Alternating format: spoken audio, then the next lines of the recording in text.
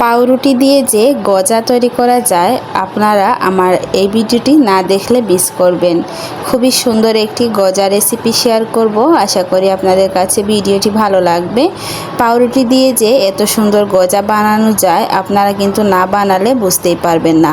এই গজাগুলো বানিয়ে আপনারা একটা বয়ামে ভরে 1 মাস পর্যন্ত সংরক্ষণ করে রেখেও খেতে পারবেন। হ্যালো এভরিওয়ান, আসসালামু আলাইকুম। সবাই কেমন আছেন? আশা করি সবাই আল্লাহর রহমতে সুস্থ আছেন, ভালো আছেন। আলহামদুলিল্লাহ, আমরাও আল্লাহর অশেষ রহমতে ভালো আছি। বিসমিল্লাহির রহমানির রহিম। পাউরুটি দিয়ে গজা বানানোর জন্য এখানে আমি প্রথমে কয়েক পিস পাউরুটি নিয়েছি। এখন আমি পাউরুটিগুলোকে কেটে নিব। এখানে আমি পাউরুটির ব্রাউন অংশগুলোকে কেটে এক সাইডে রেখে দিব। এই পাউরুটির ব্রাউন অংশগুলোকে ফেলে দিবেন না, এটা দিয়ে কিন্তু আপনারা ব্রেড ক্রাম্বস তৈরি করে নিতে পারবেন। তো দেখুন, আমি পাউরুটির ব্রাউন অংশগুলোকে চারো সাইড থেকে কেটে নিচ্ছি।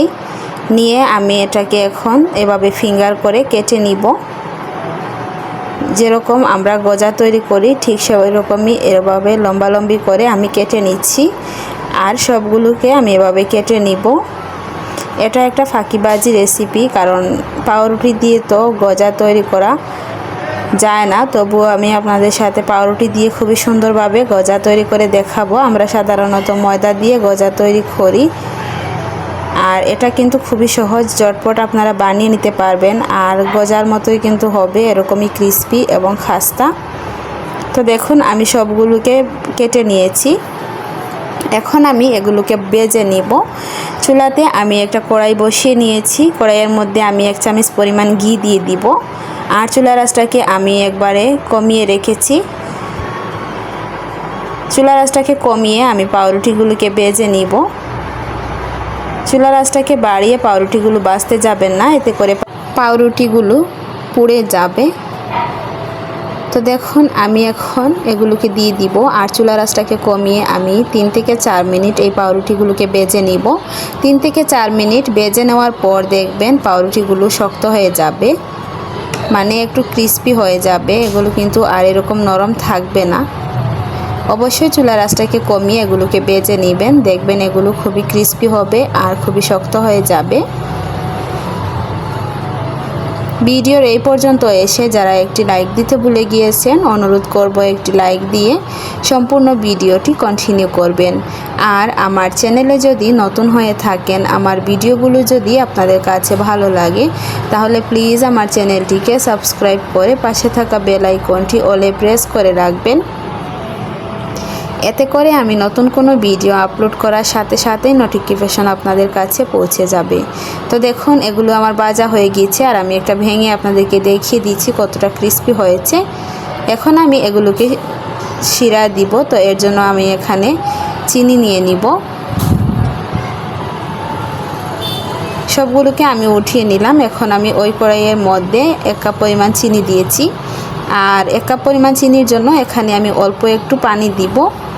এই চিনি শিরাটা কিন্তু একটু ঘন থাকবে, একটু আটালো টাইপের শিরা হবে, যাতে চিনি শিরাটা ভালোভাবে গজার মধ্যে লাগতে পারে।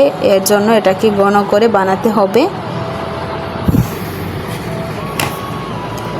চিনিটা গলে গিয়ে যখন শিরাটা ফুটে উঠবে, তখন আমি এখানে চুলার আঁচটাকে বন্ধ করে দিব। বন্ধ করে রেখে আমি এগুলোকে নেড়ে চেড়ে ভালোভাবে একটু ঠান্ডা করে নিব, যাতে এগুলো একটু চিনি শিরাটা একটু আটালো টাইপের হয়। এর জন্য আমি চুলাটাকে বন্ধ করে দিয়েছি। আর চুলাটাকে বন্ধ করে দিলে কিন্তু পাউরুটিগুলো দেওয়ার সময় পাউরুটিগুলো নরম হয়ে যাবে না। এর জন্য কিন্তু চুলার আঁচটাকে বন্ধ করে দিবেন। তো দেখুন, আমি পাউরুটিগুলো এখন আমি দিয়ে দিচ্ছি শিরার মধ্যে, দিয়ে ভালোভাবে নেড়ে চেড়ে আমি নাড়তে থাকবো। ঠান্ডা হওয়ার আগ পর্যন্ত এভাবে নেড়ে চেড়ে ভালো করে মিশিয়ে নিব। নাড়তে নাড়তে দেখবেন একটা পর্যায়ে এগুলো কালার চেঞ্জ হয়ে আসছে, আর চিনিটা ভালোভাবে গজার মধ্যে লেগে গিয়েছে।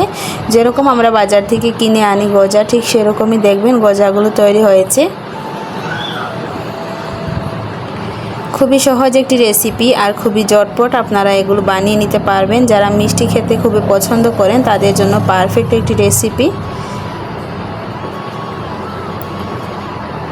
তো দেখুন, আমি আপনাদেরকে একটা ভেঙে দেখিয়ে দিচ্ছি এগুলো কতটা ক্রিস্পি হয়েছে। আর খেতেও কিন্তু মাশাআল্লাহ খুবই সুস্বাদু ছিল। আপনারা অবশ্যই এভাবে পাউরুটি দিয়ে বাসা ট্রাই করে দেখবেন। তো এই ছিল আমার আজকে ফাঁকিবাজি পাউরুটি দিয়ে গজার রেসিপি। আপনাদের কাছে কেমন লাগলো প্লিজ কমেন্ট করে জানাবেন। সবাই অনেক বেশি ভালো থাকবেন, সুস্থ থাকবেন। দেখা হবে পরবর্তী কোনো ভিডিওতে। আল্লাহ হাফিজ, আসসালামু আলাইকুম।